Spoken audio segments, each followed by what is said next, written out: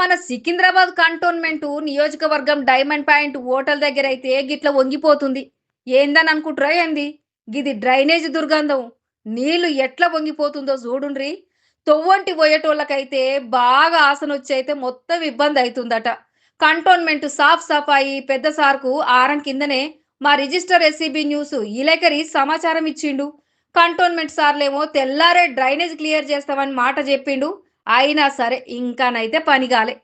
మళ్ళీ ఇవాళ traffic police sir కూడా కంటోన్మెంట్ సాఫ్ సఫాయి సార్కు సమాచారం కూడా ఇచ్చిండు. ఇప్పటిదాకా ఇక గిక్కడనైతే ఏ కంటోన్మెంట్ సార్లు ఎవరూ రాలే. రోడ్డు మీద డ్రైనేజ్ నీళ్లు పొంగిపోతూనే ఉన్నాయి. ఆరం కింద కూడా తిరుమలగిరి సాబా హోటల్ దగ్గర గిట్లనే డ్రైనేజ్ పొంగిపోతుంది sir.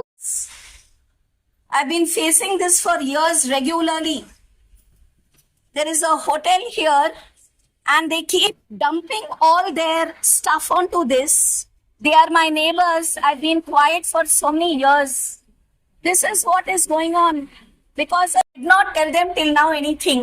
But today I'm not going to tolerate it. I want an action done by the cantonment board. Cantonment సార్లకు తీరిక దొరుకుతలేదో ఏమో గాని సార్లు ఎంత బిజీ ఉంటారో ఏమో. కంటోన్మెంట్ పబ్లిక్ అందరికీ తెలుసు కదా, సార్లకు ఎప్పుడు తీరిక దొరుకుతుందో. ఇంత నిర్లక్ష్యం ఉంటే ఎట్లా సారు అని పబ్లిక్ అయితే మొత్తం గుస్సాయితురు సార్లు. ఇక మీరే చూసుకోవాలి.